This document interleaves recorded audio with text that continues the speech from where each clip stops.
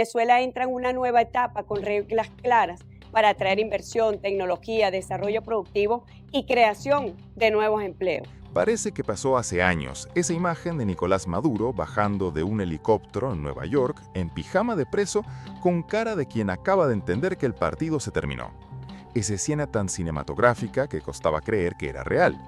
Pero no fue hace años, fue hace poco más de 100 días. 100 días que en Venezuela se han sentido como una eternidad, porque en ese tiempo han pasado tantas cosas, tanto en Irán, tanto en Cuba, tantos movimientos geopolíticos en el tablero global, que la propia Venezuela quedó un poco en segundo plano. Y eso, precisamente eso, es parte del problema, porque mientras el mundo miraba hacia otro lado, en Caracas estaba ocurriendo algo que vale la pena examinar con lupa.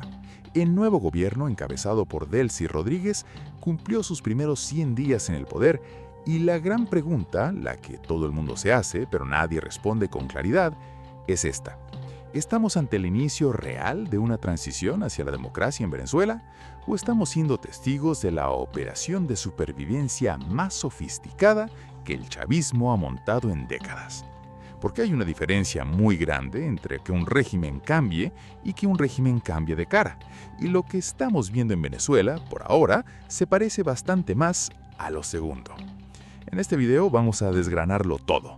La situación política real, lo que está pasando con la economía, el papel de Estados Unidos en todo esto y lo más importante, ¿qué está haciendo Delcy Rodríguez para mantener el poder mientras vende al mundo la historia de que Venezuela está cambiando? Antes de entrar en el análisis más crítico, seamos justos. Hay cosas que son innegables y que representan un avance real respecto a lo que teníamos. Nicolás Maduro y su esposa Cilia Flores están en una cárcel de máxima seguridad en Estados Unidos, fuera del poder, respondiendo a la justicia por sus crímenes. Eso es bueno, era necesario, era justo, y hay que decirlo sin ambigüedades. Después de décadas de impunidad, ver a Maduro declararse inocente ante un juez americano con cara de turista perdido en el aeropuerto tiene un valor simbólico que no se puede subestimar.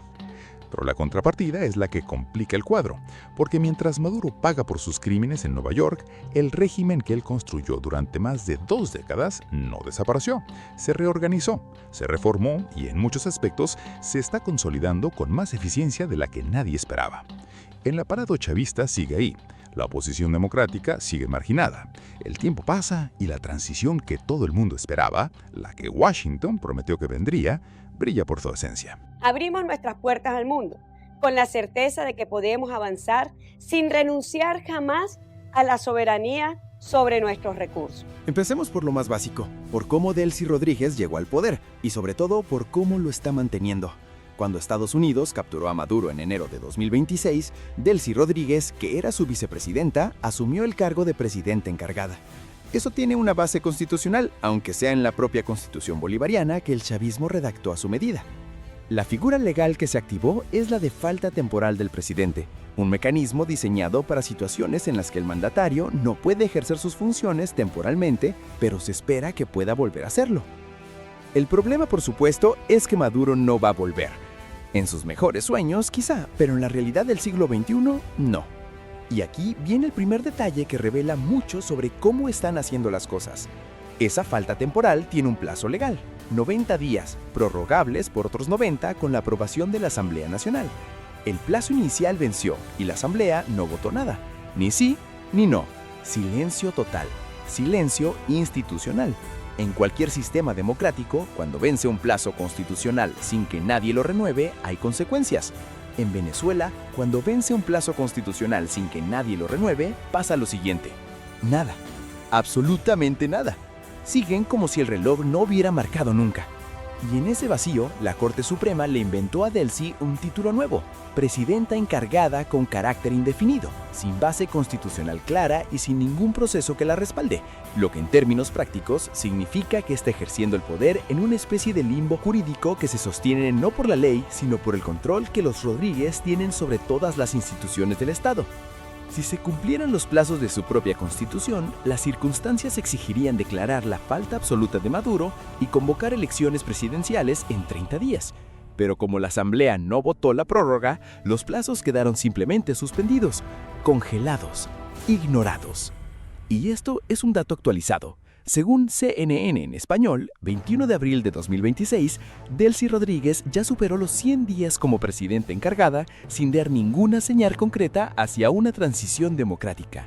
El constitucionalista José Valderrama declaró que no existe ningún cambio real, sino que una reestructuración orientada a favorecer a la nueva faceta del régimen. Es decir, se saltaron su propia constitución, su propio reloj y su propio manual, lo cual no nos debería sorprender demasiado, porque es exactamente lo que llevan haciendo desde que Chávez llegó al poder. La Constitución en Venezuela es un documento decorativo con muy buena gramática. Y si la situación constitucional ya es lo suficientemente surrealista, la situación política la supera. María Corina Machado, la líder de la oposición venezolana y ganadora del Premio Nobel de la Paz 2025, salió del país a principios de diciembre para recibir su galardón en Oslo, y desde entonces no pudo volver. Edmundo González, a quien las actas de las elecciones de 2024 reconocen como el presidente electo legítimo de Venezuela, salió antes todavía, en septiembre de ese año, y tampoco pudo regresar. Eso significa que en este momento la alternativa democrática al chavismo, las dos personas que deberían liderar el proceso de transición, si este proceso existiera de verdad, están fuera del país, mientras que el régimen que perdió las elecciones sigue controlando el territorio, las instituciones, las fuerzas de seguridad y los medios de comunicación. La oposición gana las elecciones, el régimen no reconoce los resultados, la oposición no puede volver al país y el régimen sigue gobernando. Y a todo esto le llaman proceso de transición. Con ese nivel de eufemismo, cualquier cosa puede llamarse de cualquier manera. Mientras tanto, desde la salida de Maduro, la nueva cúpula chavista ha llevado a cabo una operación de reestructuración interna bastante meticulosa. El general Vladimir Padrino dejó el Ministerio de Defensa y fue movido al Ministerio de Agricultura. Alex Saad, el testaferro más conocido de Maduro y figura central en el entramado financiero del régimen, fue retirado del Ministerio de Industria. El exfiscal general Tarek William Saad fue invitado a renunciar. Decenas de figuras asociadas directamente con Maduro perdieron sus cargos o fueron desplazadas a posiciones menos visibles. Al mismo tiempo, personas cercanas a los hermanos Rodríguez, Delcy y Jorge, que presiden la Asamblea Nacional, fueron ganando espacio en las estructuras de poder. En la práctica, lo que se está viendo no es un desmantelamiento del chavismo, sino una limpieza interna. Una reorganización del régimen en torno a una nueva cúpula, con el mismo aparato de control pero con caras diferentes. Sacaron a los Maduro y metieron a los Rodríguez. Es exactamente como cambiar las sillas de lugar en el Titanic y anunciar que el barco ahora tiene mejor diseño interiores. Y hay algo más que llama la atención. En muchos de los discursos y comunicaciones del nuevo gobierno ya casi no se menciona Maduro. Ese nombre que durante años era el centro de toda la narrativa chavista va desapareciendo gradualmente del vocabulario oficial, como si el nuevo régimen quisiera borrar al anterior, sin que nadie lo dijera explícitamente. Hemos vuelto al escenario internacional. Cientos de empresas han mostrado interés en invertir en el país. Estos 100 días no son un punto de llegada, son el inicio de una nueva etapa. Y en medio de todo este escenario, hay una figura que resulta clave para entender por qué el régimen de los Rodríguez ha podido consolidarse con tanta comodidad. Donald Trump. Trump fue quien impulsó la captura de Maduro. Trump fue quien abrió la posibilidad de trabajar con Delcy Rodríguez y Trump es quien en las últimas semanas se ha convertido en una especie de garante político del nuevo esquema de poder en Caracas. En declaraciones públicas, Trump dijo que la relación con la presidenta de Venezuela es, y esto es textual, un 10, que han hecho un gran trabajo, que la relación es sólida y que está trabajando muy estrechamente con el nuevo gobierno venezolano. Según Infobae 2026, Trump declaró a bordo del Air Force One, Venezuela es ahora mismo un país muerto, tenemos que recuperarlo. Y añadió que necesita que Rodríguez le otorgue acceso total a Estados Unidos. Eso en diplomacia se llama dependencia, no alianza. Trump diciendo que Venezuela es como un país muerto al que hay que recuperar es básicamente el mismo argumento que usa un inversor de capital de riesgo para explicar por qué compró una empresa en quiebra. No es solidaridad, es oportunidad de negocio. Pero más allá de las declaraciones, los gestos concretos de Washington hacia Delcy Rodríguez han sido bastante generosos. Estados Unidos la reconoció formalmente como la única jefa de Estado legítima de Venezuela, dejando de lado, implícitamente, a Edmundo González y los resultados electorales de 2024.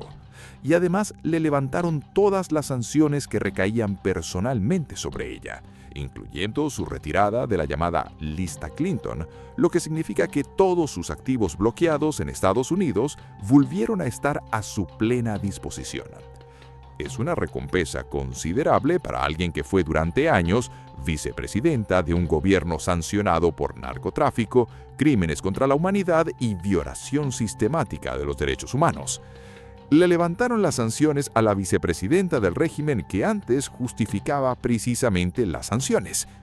La coherencia en política exterior americana a veces tiene la consistencia de algodón de azúcar. Se ve mucho, pero cuando lo tocas no hay nada. Para Rubio y para la Casa Blanca, el cálculo es relativamente sencillo. Consiguieron lo que querían, sacar a Maduro del poder y exponerlo ante la justicia americana. Eso ya está hecho.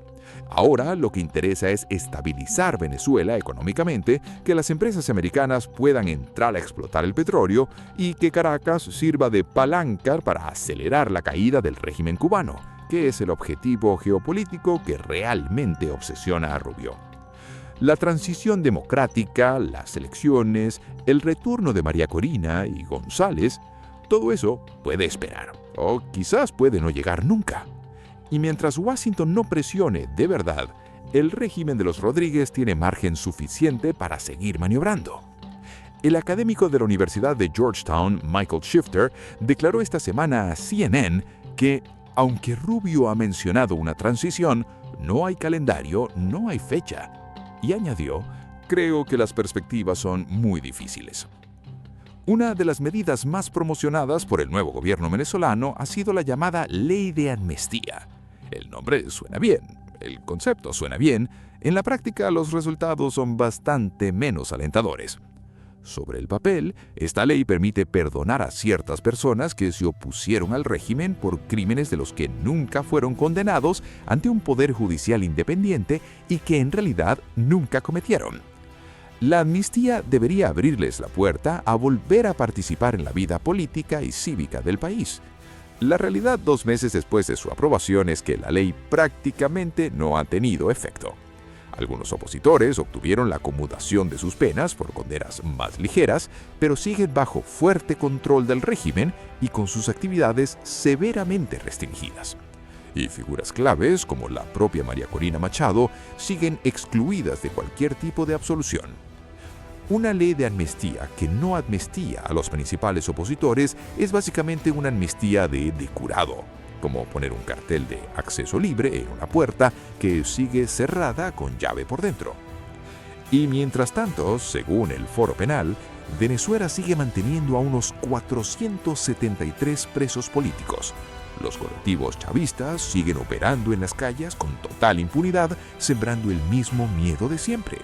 El espacio político para la oposición sigue siendo inexistente en condiciones de igualdad, seguridad y pluralidad real. En otras palabras, la llamada amnistía huele mucho más a estrategia de marketing político que a un proceso real de reconciliación. Es el tipo de medida que sirve para las declaraciones en Naciones Unidas, para la foto con algún funcionario europeo, para convencer a media prensa internacional de que algo está cambiando, pero que en el terreno no cambia nada sustancial para las personas que viven bajo ese régimen. El analista Inda Doner de la Universidad Internacional de Florida fue muy directo esta semana a CNN con: desde el día después de la captura de Maduro, Delcy Rodríguez se ha concentrado en una sola cosa: mantenerse en el poder. Sus gestos hacia la moderación son cosméticos y están diseñados para comprar tiempo y legitimidad, no para abrir la puerta a elecciones reales. Ahora bien, para ser completamente honestos con el análisis, hay que señalar que en un frente las cosas sí están siendo distintas. No en el político, en el económico. Desde que Delcy asumió el poder, con la guía directa de Washington, el nuevo gobierno ha aprobado reformas legales que representan cambios reales en las reglas del juego económico venezolano. Las dos más importantes son la nueva ley de hidrocarburos y la nueva ley de minas. La reforma de la ley de hidrocarburos permite ahora a las empresas privadas extranjeras asumir la gestión técnica y operativa de las explotaciones petroleras, algo que antes estaba reservado exclusivamente a la empresa estatal Petróleos de Venezuela. Incluso en los casos donde hay empresas mixtas, es decir, asociaciones entre capital privado y la empresa estatal, los socios privados pueden ahora hacerse con el control operativo real, ejecutar su propio plan de negocios sin necesitar el visto bueno de la burocracia estatal, aplicar sus propios manuales de contratación, gestionar directamente sus flujos de caja. Y aquí es donde el análisis de Venezuela se vuelve verdaderamente complejo, porque hay una tensión que no tiene una respuesta fácil. Los cambios económicos, aunque lentos y todavía insuficientes, están yendo claramente más rápido que los cambios políticos. Y eso tiene implicaciones que van en dos direcciones opuestas al mismo tiempo. Por un lado, es perfectamente posible, y de hecho bastante probable, que los venezolanos de a pie empiecen a notar mejoras concretas en sus condiciones de vida en los próximos meses. Más petróleo exportado significa más ingresos. Más inversión extranjera significa más empleo. Un sistema financiero más abierto significa más facilidad para recibir remesas del exterior. Esas mejoras son reales y son bienvenidas para millones de personas que llevan años viviendo en condiciones de pobreza extrema. Delcy Rodríguez ya anunció que la economía venezolana creció un 8.5% en 2025 y que Venezuela está en el liderazgo de América Latina. Hay que tomarse ese dato con la misma precaución con la que uno se toma las estadísticas de un gobierno que controla todas las fuentes de datos. Pero que algo está mejorando en la economía sí es posible. Pero, por otro lado, una mejora económica visible y sostenida podría convertirse en la coartada perfecta para que el régimen argumente que las elecciones no son urgentes, que primero hay que estabilizar el país, que primero hay que reconstruir la economía, que el proceso lleva tiempo y hay que tener paciencia, y que en ese, mientras tanto, los Rodríguez siguen en el poder indefinidamente. Es el dilema clásico de los procesos de transición tutelados por potencias externas. Cuando el interés económico del tutor coincide con el statu quo político, la presión por la democracia tiende a debilitarse. Y ahora mismo el interés económico de Washington y el mantenimiento de Delcy Rodríguez en el poder son perfectamente compatibles. Según el académico Oner Sikat, advierte que la guerra de Estados Unidos con Irán ha reducido algo de la presión externa que Venezuela enfrentaba, y añade que las próximas elecciones de medio término en Estados Unidos podrían desviar aún más la atención de Washington, dándole a Delcy más espacio para maniobrar. El resultado ya se empieza a notar.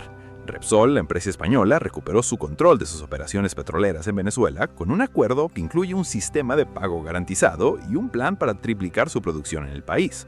Y las exportaciones de crudo venezolano hacia puertos de Estados Unidos crecieron más de un 150% en el mes de marzo, comparado con diciembre, cuando todavía estaba Maduro en el poder.